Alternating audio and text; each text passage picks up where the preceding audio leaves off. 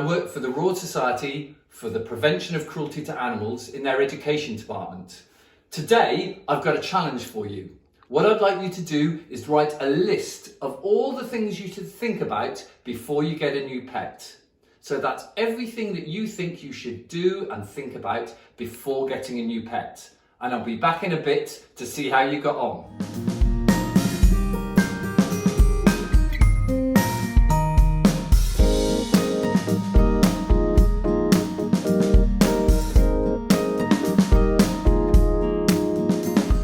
Okay, how did you get on with that list? Before you even start writing the list, maybe you should be thinking about where you're going to get your pet from.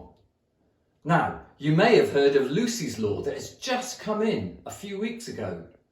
This is a way of protecting animals for being bred, as particularly dogs, in puppy farms.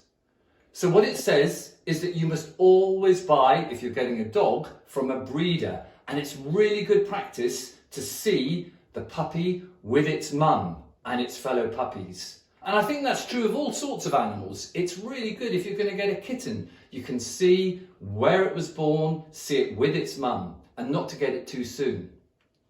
Okay, so let's move on to the list. How did you do? I hope, first of all, you did some research online to find out about the needs of your pet. Now, there are 5 welfare needs that all animals should have, and it's the law that says you must provide these 5 things. That's food and water, so that's the right type of food, a proper diet, and fresh water, fresh clean water all the time. There's good shelter, a nice safe bed, somewhere where your animal will feel safe and can sleep and can rest. There's then going to the vets. Now, going to the vets can be expensive, so it brings in another thing that I hope's on your list, and that is money, so that you can look after your pet properly. Now, as I've said, vets can be expensive, so it's also worth thinking about getting pet insurance.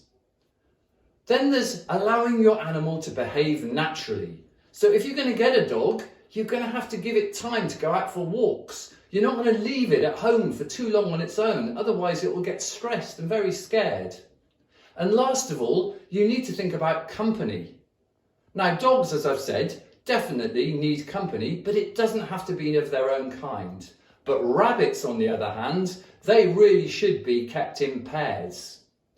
And that brings in another problem, is that if you don't neuter your pet, you may get puppies and kittens that you don't want. So it's really worth talking about the issues with your vet and getting your cat or your dog or your rabbit neutered. And then, of course, with dogs, it's important to get them microchipped. But we think in the RSPCA that it's good to microchip all your animals, so if they get lost, you can quickly be reunited with them. So, one of the things that's often not put on the list is time. Time to enjoy your pet, to have fun with it, and to look after it and give it its welfare needs.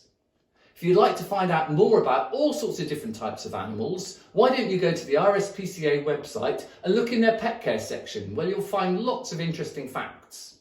Thanks for listening.